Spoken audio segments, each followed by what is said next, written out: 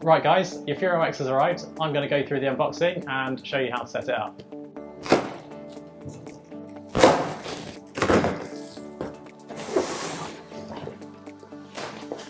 Here we've got the bike, and your box will also come with a large box which has your pedals, reflectors and other small accessories like that.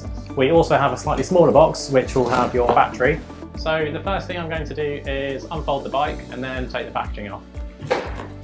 And I'll put the kickstand down as well. All you have to do is remove the protective packaging and then I'll join you when the bike's done.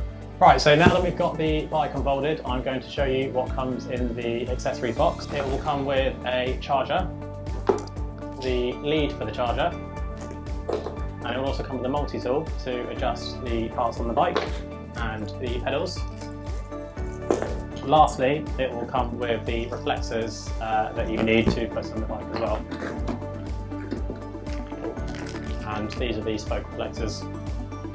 So I'm going to adjust the bars, and the first thing I'm going to do is undo this lever here so that I can adjust the tilt. So I'm going to loosen that and adjust them so that the bars are pointing straight, and then fasten that back up again.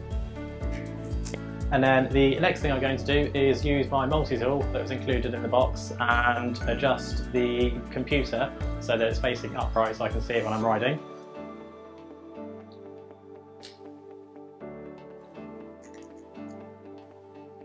Next thing I'm going to do is put the battery on the bike. So the battery comes in this small box. Here we are. And it will also have your indicator on the back as well, which is removable. It will also come with a key so that you can lock it in place. And what I'm going to do is lift the seat post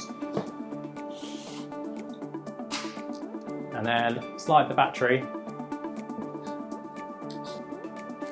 And then the last thing to do is to use the key to lock the battery in place. And that's always important to do when you're riding to make sure it doesn't move around while you're riding the bike. Next, I'm going to show you how to pop the pedals on your bike. So the first thing to do is to make sure that you know which is your left pedal and which is your right pedal.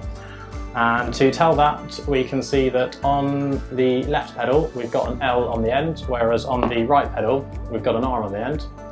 And all I'm going to do is line up the right pedal with the right side of the bike at the end of the crank arm and give it a little turn clockwise just to make sure that it sits in the threads nicely. The easiest way to do this is to hold the end of the pedal and rotate it backwards.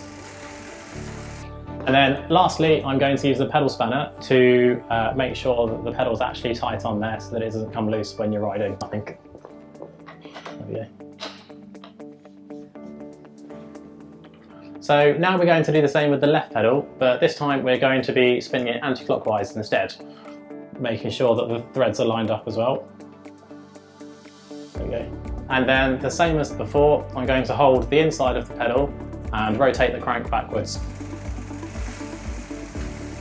And then once it doesn't move any further by hand, I'm going to use my pedal spanner and I'm going to pop it on the end of the pedal and press downwards to tighten it as much as I can. And that's it.